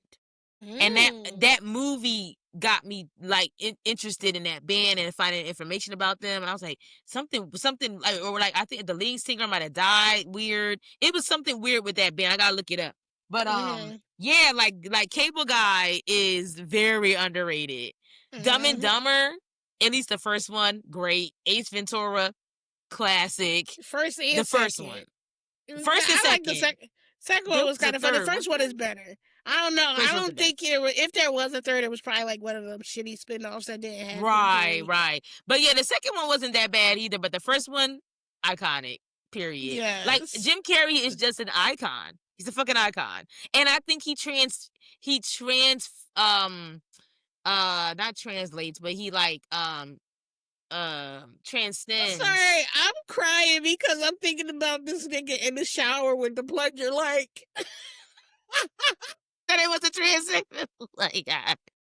Listen, as problematic as that is nowadays, I'm sorry, it's still funny. I'm sorry, it's still funny. I'm sorry, y'all. And I have I have trans friends and everything, and I am an advocate for the trans community. But that shit is still funny. I don't give a fuck. Like, it's physical comedy, bro. Like, what's the song that was playing about the crying games? Cause Crying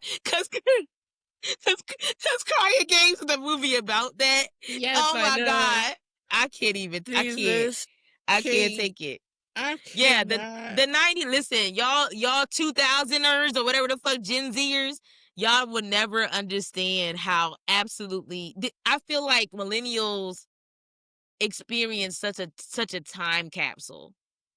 Yeah. You know, because again, like we were saying earlier, we were growing up and developing at a time where the world was changing so quickly. Yeah. And I think that that's what makes us different from a lot of other generations, the ones before us, because things just were for so long the way that they were. And then the generation after us, because it kind of the same idea. They just are what they are, but they are fast. So they're you know what I mean? Not like, even Gen Z. I'm thinking more Gen Alpha because Gen Z, they're not that young because Gen Z goes from like 96 to 2010. So the youngest Gen Zer, the youngest Gen Zer is like 15. The youngest Gen Zer. Oh, right. Yeah. Okay. So we're talking more so about Gen Alpha because Gen you got Alphas, a Gen Zer, there's 25-year-old Gen Zers, which is crazy to think about. Yeah, it's like, bitch. You know what I'm saying? Like, I be wanting to backhand any talks about, oh, you were born in the 1900s. So wait, the generations cross like that because millennials ends at like 96, but you said Gen Z started at like 93? 96 or 95. No, that says like 95 or 96 to like 2009, 2010. 'cause it's a 15-year spread. Oh, okay. So there are 15-year-olds that are Gen Alphas right now at the Yes, most. and yeah, Okay. so, like, if you're 15, you're on the cusp of the Mhm. end of Gen Z, beginning of Gen Alpha. So Yeah. Pop is firmly Gen Alpha. Gen Alpha, yeah, for sure. Yeah. And you can Um, tell because even like the other day he was yesterday he was doing something with like an assignment for school. He does not come home with any physical homework. I'd be confused. I'd be like, "Did you do your homework?" He be like, "Yeah, I did it." And I'm like, "Well, show me." And he pulls out a fucking laptop, and I'm like, I don't know why that's throwing me because it's not like I'm not used to laptops. Again, I'm used but to that's not what technology you to some think of when extent. you think of homework. I You don't think of think this of nigga homework in that way. breaking his back because he got 6 textbooks in his bag, Exactly, but it's because he not got that. homework for He's everybody. scrolling through and he's like, "Okay, this is my English class. This is my," and it's like all on his like the computer that they give him at school. So these computers are the standard way that they're learning these days. This is how, and I'm actually not mad about it because I mean, if that's where we're going at this point, I'm fully in the workforce having to learn a lot of stuff because I wasn't used to doing it that way. That's That's true. part of my battle at work is that this is not how Yeah, I function. It's not how I function completely. See what I right. mean? It's how I can do it, but it's not natural to me. It's not how I Yeah, do and you're right. everything. Because while you were talking, I like came up with an argument and then answered the argument all at the same time. Because I was like, well, yeah, you got to keep up with the time, but it's good to understand other technologies. And I was like, yes, to a certain extent, until those technologies are damn near obsolete. Because we didn't learn how to type with a typewriter. Sure enough, We didn't. learned how to type on a computer, even Hmm. though typewriters were still kind of Being used when used. we were young. I remember we had a typewriter in the house. Mom used to. Did we? It wasn't like a big old you dig, but I remember We mom had had a a typewriter? typewriter. Well, I know they use like hmm the stenographers in court. They use Well, those typewriters. they use a special shorthand typewriter. It's not even a regular Oh, typewriter. oh, We had a okay. regular like electric typewriter. But yeah, that's what I'm Mm, saying. Like you wouldn't teach a kid how to type on a typewriter nowadays. You would just teach them how to type on a computer. yeah, Because typing is still a skill, but nobody uses a typewriter anymore. So the same thing is like you'll teach your kid how to make a phone call, but you would never teach them how to do a rotary dial. Because right. like just because we have cell phones now, cell phones still use a regular keypad like a regular touch tone phone. So we don't have the wall phone anymore, but you do Yeah, still know how to dial. But you would right. never teach them how to use a rotary phone. If they came Which across a rotary we've phone, they would done be like, that. "What the? We had a We've rotary had phone in our rotary like this. house." This is so crazy. That millennials are a special breed. I'm sorry, y'all. I might sound biased, but we just are. The fact that I have put my finger through that hole of a rotary phone, and guess what? You mess up, you gotta You hang gotta that start bitch all up, over again. and you Ain't no gotta delete. start. Ain't no backspace, bitch. You What get to a the time! to the seventh number, and you like, fuck. That's supposed to be a 5, not a 6. Now I got to start all over again. Or I remember when we first got caller ID. And firstly, remember caller ID was a separate box that had to be plugged in. It wasn't a part of the phone. How about a payphone? Y'all, Is a payphone? man, Remember that whole where movie with are Colin Farrell yes, about the phone firstly. Fine shit. That was my yeah. original fine shit, Colin Farrell. But yes, phone booth, the whole thing, because I think his cell phone battery died, or he ran out of like, or he didn't have service or something, and so he goes into a phone booth. Was that That was was cell phones a thing when that movie came yeah, out? but it was Really? the early 2000s, so like he Oh, didn't have like okay. he was like a businessman in New York, so of course he had a cell phone type shit. Okay. And it died and Um, he couldn't charge it, or so he he had to go didn't to the phone have booth. like service or signal. It's been a minute since I Interesting. watched it, but I have seen that movie a couple times. Okay. Um, Mm, it's that's a good something. movie too. Remember when Um, Beyonce came out with Video Phone, the song? I remember, and this is on her like her Sasha Fierce albums. This is like Single Ladies era, which I think was okay. probably Oh like, wait, oh yeah, wait, I somewhere think. around there, right? And I remember hearing that song and being like, what's a video phone?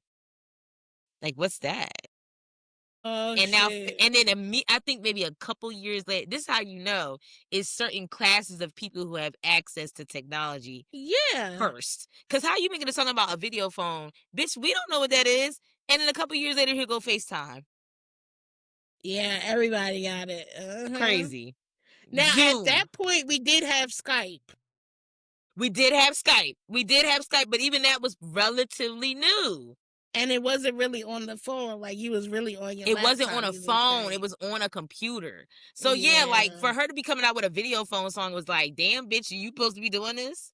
She in the future, like, she in the Yeah. future, Miss Sasha Fierce, but, like, yeah, I do man, like, that's why I said it's bittersweet, I should say, instead of a loving and hating, it's bittersweet when I think about the 90s because I feel blessed to have experienced it, especially seeing where kids are now, or just like society in general.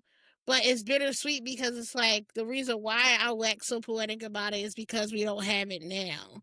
Yeah. And you're not gonna Um, go back. We're not and we're going not back gonna go back to unless that. technology gets severely abused to the point where we're on like some Handmaid's Tale type energy, and And niggas we go, oh, like do a whole remember how reset. to read a map? We're gonna have to do that Yeah, now. yeah, yeah. But it's not even just that. I just feel like I don't know. Maybe globalization happened too quickly, or it accelerated too quickly that we've completely lost our ability to be in community with each other. Truly. Um, Not all of yeah, us though. not all of Like, us, yeah, but yeah, like I've of definitely found the more community lately than I've ever had before. yeah, but you also are creative. And, I just feel like our systems and our spaces are not set up to make that happen. We're so disconnected. Yeah. And the more connected we've become, the more disconnected we've become, which is kind of crazy. Because, like, yeah, you can't just go to a Barnes and Noble or Borders and, like, have a coffee and a book and, Yeah. um, Yep. so yeah. Yep. I miss the '90s and that whole nostalgia, and even the aesthetic and the pop culture. Some of the best Yeah. music, some of the best movies, some of the best comedy. Even like you say, came from that time. And Yeah. yeah, Before cancel culture and having to be PC about everything, there was something yeah. about just saying a joke because you think it's funny and dealing with the consequences later. I'm You know not what I gonna mean? lie. I do agree about that. Like I do feel like sometimes some people are too. I don't want to say too sensitive, but I would say they are their wounds are still very exposed. Yes. Because I don't want to Agreed. say they're too sensitive, because that's it, but their wounds are still very exposed because as soon as you rub up against it, it stings, and they're reactionary to it because it's like I've laughed at fat jokes because if it's funny, it's funny. I don't personally, because I carry around a lot of weight, but part of that weight ain't the weight of other people's fucking opinions about how fucking fat I am. So like, if Period. somebody makes a fat joke and it's hilarious, I'ma laugh because it's Yeah. funny. Somebody make a joke about autistic people, if it's actually funny, I'ma laugh because I don't personally feel Mhm. like I need other people to um edify who I am, right? Yeah. Like I don't need somebody else to make me feel good about who I am, kind of thing, Mm. right? It's nice to be uplifted, and it's nice to have affirmation that be validated, but it's not for me a requirement, right? But I do feel like for so many people, as soon as somebody says something that rubs up against one of their identities, it's like an open wound, and that wound gets stung. Because yeah, I agree. At this point, lay it to rest, Dave Chappelle, with the trans jokes. Like it's too, Yeah. it's like crazy. Has he But been when doing he that lately? not lately, not that I know of, but Uh, you know what I mean. Like it started to become a recurring theme when he came in like 2017, 2018, and started doing Netflix specials and stuff like that. oh, right. It was like a theme, and like all four of them, it was something about trans people. It's like, all right, Just tell us you fucked a trans woman or you wanted to, and keep it the rest. I don't know. To be so obsessed with trans people, you'd be like, come on, you wanted to. Yeah. Yeah, but either way, but like some of them jokes was funny. Like Now, how do I don't you feel understand about like why. it coming from someone who is also overweight? So like the whole like punching down idea. So like the joke is funny if they are also fat versus like somebody who's super fit making a fat joke. Well, like if somebody's super fit, they can make a fat joke if it's actually funny. Like it's not about punching down. So like being super fit, you can make a joke about somebody being fat, or like the punchline is them being fat Mm-hmm. without it just being you Mean. being mean. Like Yeah. it's a difference between like making a joke and being mean. Like, and I can't think of it right now. I'm Yeah, not a it's a comedian, hard one but because you don't like, realize you're being mean until you make the joke and people are like, that actually wasn't that funny. Like like the right. comedy, and I've been really into comedy lately because it is an interesting art form in that way. That like I love Josh Johnson right now because he's Mm-hmm. a bit of a like political comedian, or like a lot of his stand up changes every week because he It's does it about topical. topical, yeah. And it's interesting because like he'll talk about various things that like sometimes he's punching down, but being a black man is kind of hard to punch down unless it's about women. But even some of the stuff Yeah. about women, like in relationships, is like he be right sometimes. It's like he ain't wrong. So like to that point, like I think like George Carlin, I think is a great example of like a white person that can make like racial jokes, and Uh-huh. you don't And even it's feel not like he's punching being down. at Thank you. all. That's what Yeah. I mean. So there's a way to talk about a marginal, like to be a white male comedian, you gotta have to do that. Hmm. But yeah, there's a way to talk about marginalized people or a marginalized group that you're not a part of, Hmm. um, that isn't just being mean. But Right. Yeah. all right, big sister. I'm Anyway, this actually is starting to get, yeah, exactly. I'm starting to get a little bit me sleep. too. We technically So we did done had, two recordings today, guys. You'll yeah, probably we notice it if you did. look at our outfits. Oh, yeah, exactly. If you're watching this, you'll see it. Yeah. But yeah, big sister, I'm getting sleepy. I done had a long day. I'm nursing some bruises You here. are. Yes, you are. That is very true. I'm But this about to was have me good. a little drink and watch Might have to give Superman me for the another one fourth myself. time. Oh, well, it is still Michael Jackson's birthday today. It is August 29th, 2025. He would have been 67 years old had he not been berated and brought to um decline as he was at 50 years old. But and that's if he's dead. Another conversation. So for the next hour and 50 minutes, I will be doing what we call in the community Michaeling. Um which I mean honestly I do at least 20 minutes a day anyway, but I'll be doing it for at least an hour tonight in celebration of his birthday. And I will be indulging myself in all the beautiful things that are Michael Jackson. So all Indeed. And a right, this was he to good. you Oh, and then, too. peace out. Peace All out, right, big sis. sister. Love you. Love you. Bye. Bye.